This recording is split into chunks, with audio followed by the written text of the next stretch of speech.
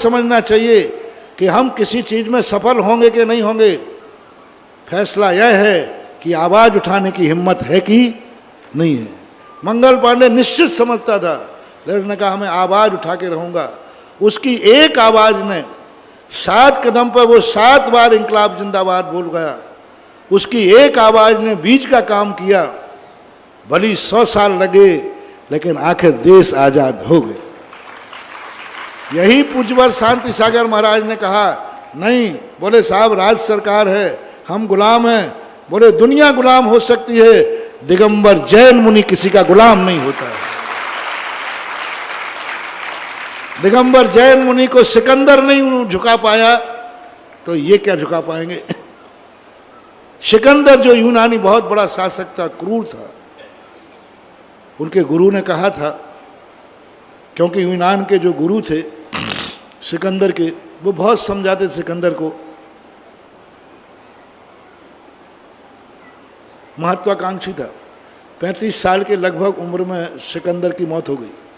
अब समझ लो 35 साल की उम्र में लगभग में उसने कितना बड़ा साम्राज्य किया, कितना बड़ा उसने, सिकंदर ने कितना अपना वैभव फैलाया। तो उनके गुरु ने कहा अब कहाँ जा रहे हो। बोले भारत जीतने जा रहा हूँ। बोले मेरे लिए एक चीज लाओगे। बोले बोलिए गुरुदेव। भारत से जब लौटो वहाँ एक दिगंबर साधु मिलेंगे, उनको लेकर के आना। बोले ले आऊँगा। जब भारत जीत करके जाने की बात आई तो मंत्री से बोलता है, यूकेलिप्टस कोई ऐसा नाम था, जाओ किसी मुनि के लिए खोजो, कहीं जैन मुनि कहाँ है। एक जंगल में बैठे हुए, मठ में बैठे हुए कल्याण मुनि के पास गया। वाले है, कुछ भी शब्द बोला उसने। मेरे सम्राट राजा ने बुलाया, विश्व विजेता। तो महाराज ने कहा कि हाँ, भिखारियों के दरवाजे सम्राट नहीं जाता है। सिकंदर को भिखारी कह दिया। जो दूसरों की संपत्ति पर सुख भोगता है वह भिखारी है। ये मैं वो सम्राट हूं जो मैं अपनी खुद की संपत्ति पर राज्य करता हूं, मैं सम्राट। जब सिकंदर के पास गया तो सिकंदर कहा मैं खुद चलता हूं। और सिकंदर ने तलवार दिखा ली। तुझे मौत का डर नहीं है सिकंदर की तलवार से। तो महाराज कहते हैं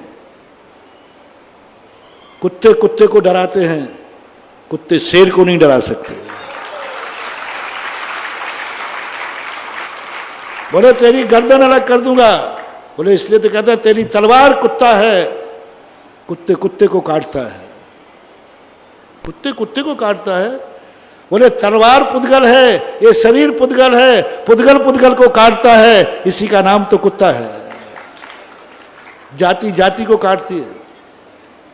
संसार में एक कुत्ता ऐसा है जो जाति जाति को काटता है, जाति जाति पर भौंकता है। तेरी तलवार भी कुत्ते की जाति की है। जो मात इस पुद्गल को काटेगी, इस शरीर को काटेगी, शरीर भी पुद्गल है, तलवार भी पुद्गल है, कोई बहादुरी का काम नहीं है। सिकंदर स्तब्ध रह गया। बोले गर्दन पुद्गल है, गर्दन जड़ है, तू मुझे नहीं काट सकता, तेरी तलवार मुझे नहीं काट सकती। मैं अजर अमर अविनाशी शाश्वत हूं, ना अग्नि से जलता हूं, ना तलवार से कटता हूं, ना पानी से गलता हूं, ना हवा से उड़ता हूं, कुछ नहीं बिगड़ सकता। सिकंदर तू जिस शरीर को काट रहा है, इसका मोह तो मुझे वैसे ही नहीं है, ये जड़ है, पुद्गल है। सिकंदर भयभीत हो गया। बोले तलवार से भी नहीं डरता है। तलवार फेंक कर सिकंदर बैठ गया। बोले मेरे गुरु ने कहा था दिगंबर मुनि को लेके आना, इसको कैसे ले जाऊं। जो इतनी ताकत रखता है इसको मैं छू भी नहीं सकता, उठा के ले जाऊं तो कहीं भस्म ना कर देवे। डर गया, बैठ गया और हाथ जोड़कर कहता है कि कहीं ऐसा तो नहीं है कि गॉड ही आपके भेष में आया हो। और जो कल्याण मुनि ने उपदेश दिया फिर सिकंदर ने उसी दिन तलवार रख दी, बस आज के बाद युद्ध नहीं होगा। उसके बाद युद्ध नहीं हुआ। उसके बाद सिकंदर ने कोई युद्ध नहीं किया। कल्याण मुनि से विनय की। ऐसा सुनते हैं इतिहास में, कल्याण मुनि ने स्वेच्छा से सिकंदर के साथ जाने का मन बनाया और मन बनाने के बाद बताते वो सिकंदर यूनान पहुंच नहीं पाए। रास्ते में ही सिकंदर की मृत्यु की स्थिति बन गई। पर सिकंदर जब बीमार हुआ उस समय एक ही बात कह के कहा कि मैं जिस सारी दुनिया को मुट्ठी में बांधना चाहता था वो मेरा भ्रम था, और जब मेरी मौत हो, अर्थी निकाली जाए तो अर्थी से मेरे दोनों हाथ बाहर निकाल दिए जाए। ये दिगंबर मुनि का प्रभाव देखना। दिगंबर मुनि ने हिटलर जैसे, सिकंदर जैसे हिटलर को, तानाशाही को वैराग्य सिखा दिया। और उसने लिखा, और आज तक वो युक्ति प्रसिद्ध है, सिकंदर जब गया दुनिया से सभी हाली बहाली थे, पड़ी थी सामने दौलत कि दोनों हाथ खाली।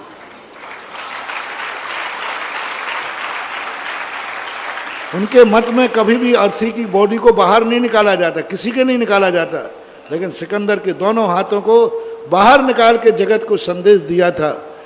सिकंदर को संदेश देने वाला था दिगंबर जैन मुनि कल्याण।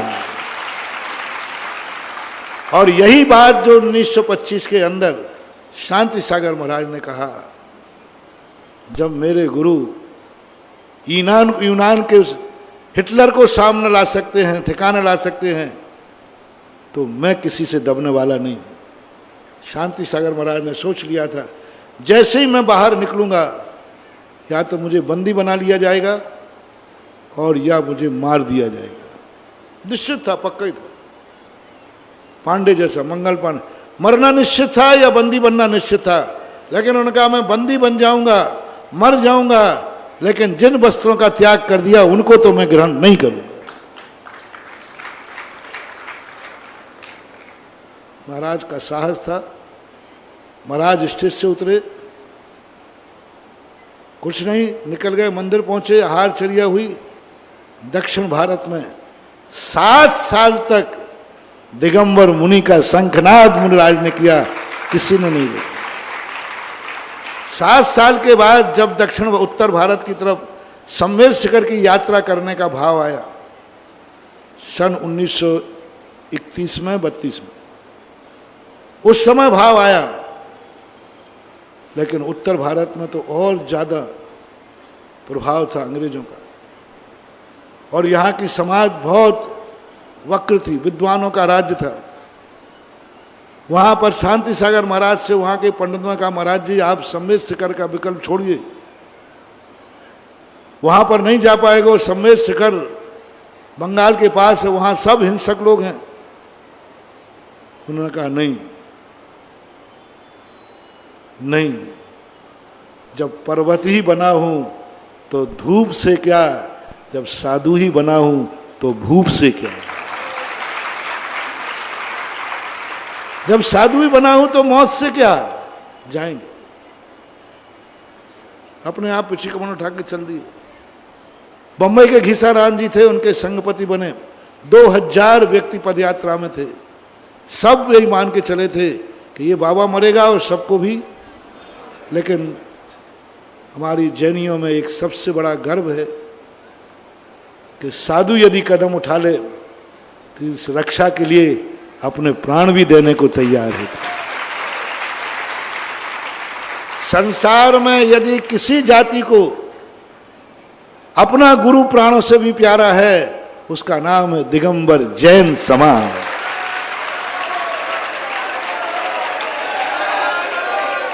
दुनिया में सबसे ज्यादा यदि सम्मान है किसी जाति में तो जैन समाज के द्वारा जैन गुरु का।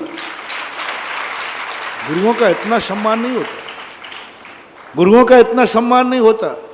आज दिगंबर जैन गुरु आहारचर्या देख लीजिए। संसार में किसी संप्रदाय की इतनी सम्माननीय आहारचर्या है, इतनी सम्मान के साथ पड़गाहन, इतने सम्मान के साथ आहारचर्या, इतने सम्मान के साथ, वो भी चक्रवर्ती, राजा महाराजा, बड़े बड़े लोग। आज यदि गुरु का कहीं भी किसी जाति में सम्मान है सर्वश्रेष्ठ, तो उसका नाम है दिगंबर जैन समाज। संसार का भी, हमारे जैनियों का दूसरा पक्ष है, वहां मुनियों का इतना सम्मान नहीं है। दिगंबर जैनियों में सबसे ज्यादा दिगंबर जैन मुनि का सम्मान है। आहार को साधु क्या निकलता है, भगवान बन जाता है। आहार को साधु क्या निकलता है, जैनी सोचता महाराज नहीं आ रहे हैं, साक्षात भगवान आ रहे हैं।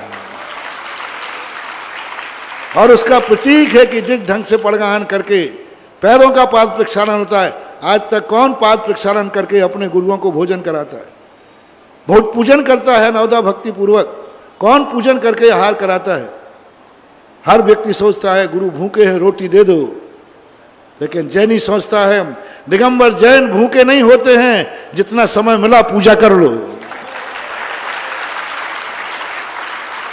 हर संप्रदाय अपने व्यक्ति को घर में बुलाता है रोटी खिलाने के लिए, और जैनी अपने गुरु को बुलाता है पूजा करने के लिए। रोटी तो दे देता है, चलो। मूल उद्देश्य, सबसे पहले तुम क्या करते हो? अरे भाई पहले भूखा हूं, रोटी मोटी खिला दे भाई पहले। बाबा जी आपका